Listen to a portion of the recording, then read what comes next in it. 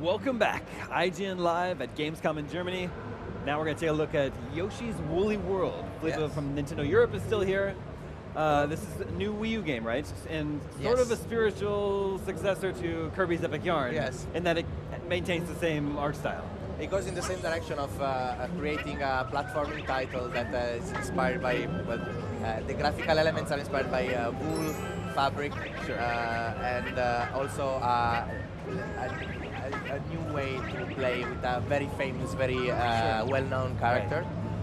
So in Yoshi's Woolly World, for example, instead of eggs, Yoshi lays these yarn balls that you need to use to imprison other enemies, and everything is made of different types of fabric, as you can see. For example, the Shy Guy that you see now is basically a piece of string with a mask on top, so that when Yoshi eats it, you just see a button shaped like a mask just flying away off the screen. Yeah, that's really cool. And always little touches like that from Nintendo. As you can see, the game is fully playable in co-op with one other player, and well, it's another quite slow-paced platformer that is really based on finding secrets. I can also use my other Yoshi, by the way, as a yarn ball. As you can see here, I can throw him and hit enemies.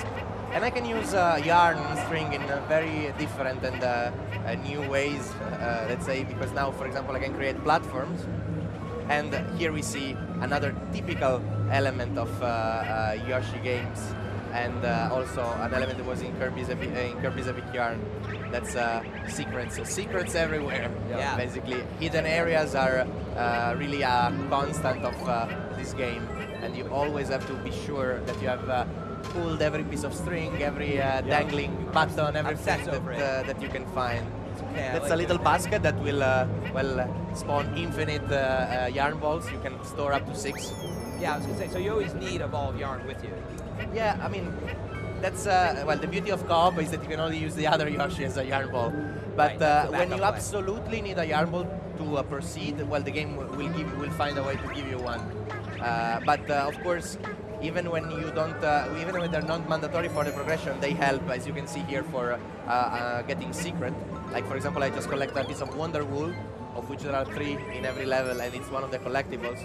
And now one of the typical flower that is also in other Yoshi games, which are the 2 main collectibles that you can find in each level of the game. Got it. Yeah, I'm going back a little earlier. I saw you sort of turned a platform into yarn. Yes. Could you not jump on it without turning it into yarn? No, that was the crochet pins, basically needles stuck into the background. I thought it was sharp. And you throw yarn ball, and then basically they sew a platform in real time that you can jump on. And here instead we can see an amazing flower popping out from the classic cloud-shaped icon with a question mark that represent something hidden that you have to, in other Yoshi games, normally throw an egg at, but here again, throw a yarn ball at. Yeah, I like that they kind of have like that cotton ball look. You know, it's almost everything in the world is sort of derived from string and yarn and everything. I actually saw a photo with you know, the creators. They went to like a yarn shop for one of the pieces on Nintendo, and it was that was where they tried to get some inspiration. Exactly, yeah. That was amazing. I really would like one of the real plush stuffed plush toys of Yoshi that Mr. Tezuka had in that video. I became really envious very, very soon. Also, here, I don't know if you can hear the sounds, but it's amazing for me the sound that Yoshi makes, because whenever he's aiming with a yarn ball, or when he's pushing this giant ball, he makes a sound that shows his effort at aiming or at pushing. That I think it's not actually, it's me actually in my mind always when I'm aiming, going like there, you know? And it's really like he's playing a sound that's actually in my thoughts, in my brain. It read your mind. Is this an early level game, or an early level in the game? Well, this is the demo, so it's again trying to. This is the first level of the demo, so it's trying to offer a bit of. Actually, sorry, this is the second level of the demo, so it's still pretty easy, pretty slow-paced. But again, the point here is to collect all the secrets. That's where the real difficulty lies. I actually didn't manage to collect all the secrets in this one with my co-op partner here. Yeah, I think there's actually been some feedback on that. That sometimes some of the Yoshi games, to the fans who've been with it a long time, it's a little easy. Do you know if this game gets more challenging, or is it more focused on the exploration and the secrets, or is it more aimed at a younger crowd overall? You will see that it gets a little bit more challenging already in the third level of this demo. Right. It's still quite, Moderate. as you said, slow-paced, moderate, and yeah, it's also about the pleasure of the exploration and the discovery. For sure. Does the gamepad play into this in any way, shape, or form? Well, I'm not quite sure what has been disclosed yet about gotcha. it. In the demo, you don't use the gamepad, but there's this, demos are not very often. Yeah, they're a small piece of what's to come for sure. Always with the secrets. The game has secrets. Filippo has secrets. Well, I mean, Nintendo. we never want to spoil anything for as much as we can for the fans. For sure. Yeah, we talked about this a little bit. Extremely important. I joked with Filippo, we were talking earlier. It was like, well, I know that I'm going to ask something and then it's top secret, but that was the comment that you made, right? Was, well, you like to have a pace. You don't want to give everything away at the beginning. Is that sort of why Nintendo is so secretive? Well, yeah, I mean, we have fans that really want to discover every single bit of these games by themselves. Like here in the show floor, we have fans that in the games that have cutscenes, they skip all the cutscenes. They don't want to see any of that because they say that they want to see them when the game is launched for themselves. I can relate to that. Sometimes there's games that I just don't watch the trailers.